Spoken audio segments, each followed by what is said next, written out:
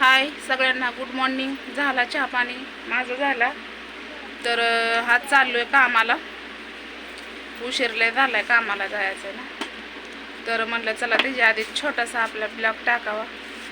कसं आहे माहिती आहे का, डोक्याला टेन्शन आहे. कमेंट तर अशी करतात की नाही का, म्हणजे ज्याला माझ्या भावना माहिती आहेत ती माझी माया करतात. ती लय भारी माझी काळजी करतात. त्यांना असं वाटतं की ताईचं चांगलं व्हावं, हे व्हावं. पण कसं असतं माहिती आहे का, प्रत्येक गोष्ट एक एक काय म्हणतात, प्रत्येक गोष्ट आपण बोलावं असं काही नसतं या. ते आपण स्वतःचं पण शहाणा पाहिजे असेल. तर कोण आहे काय माहिती, कुठला आहे माहीत पण नाही. पण कमेंट त्याची जरच बारेने हेडव पडला की एकच कमेंट असते, माझ्यासोबत लग्न करते का. अरे बाबा, माझं वय आहे का माझं लग्न करायचं मी? हां मी माझ्या लेकराचं बघू का तुझंच बघत बसू? तुझ्या कमेंट वाचायला मला काय तेवढीच वेळ नाही. पण काही गोष्टी माझी मुलगी वाचते कमेंट, तिला वाईट वाटते ना. तू कशाला त्या कमेंट करत बसतो? जनाची नाही मनाची तरी लाज ठेव ना बाबा. तुला काय वाटतं की मला नवरा नाही म्हणून मी काय इथं पडली का? अरे बाबा, आमचा काय दिवस वगैरे काय नाही झाला. हाय की जिवंत आहे, मस्त खट्टे आहे.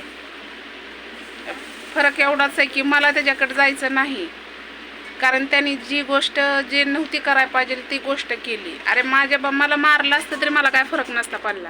पण आज त्यांनी माझ्या पुरीच्या अंगावरती हात टाकला म्हणून मला आता घ्या समजून. आणि भरपूर अशा ताई आहेत. थांबाय शिकले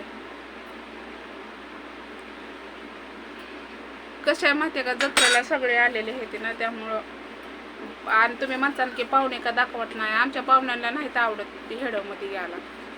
आणि मला पण एवढं म्हणजे लाज वाटते की नाही का, भर पब्लिकमध्ये काढायचा हेडव मोबाईल असं धरून.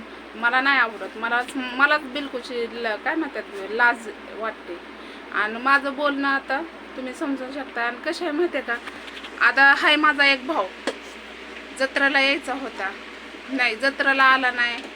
कशाला आला नाही बरं, कारवेला तरी यावं असं माझं म्हणणं होतं. पण कसं, ती माझा हेडव बघत असेल किंवा नसेल बघत, पण त्या हेडवच्या माध्यमातून एकच मी सांगते की बाबा, कसं असतं माहिती आहे का, भांडणं एका साईडला ठेवून त्या गोष्टी आपण आधी करायच्या असतात, तेव्हा त्या गोष्टी आपल्याच्या पण कारव्याला येतात. आपण दुसऱ्याच्या कारव्याला गेलो तर ती आपल्या कारव्याला येत असते.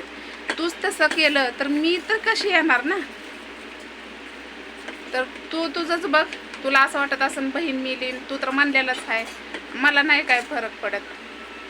पण वाईट वाटतं तुला. आता काय बोलू काय नाही, तर जाऊ दे. तुम्ही म्हणताल की कोणाबद्दल कसं असतं भावा बहिणीनं, मला लय टेन्शन आहे. मला म्हणजे कसं आहे, आता तुम्हाला सांगल, पण आता मी काय बोलते ते मला कळलं नाही. एखादा शब्द बोबडा येतो, एखादा शब्द म्हणजे आरकट, म्हणजे मला समजा नाही मी काय बोलते.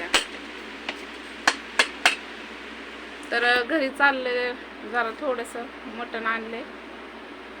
आणि मटण म्हणजे कालच खाल्लं आम्ही, भावाने दिलं. आणि आज पुरणपोळी चालली.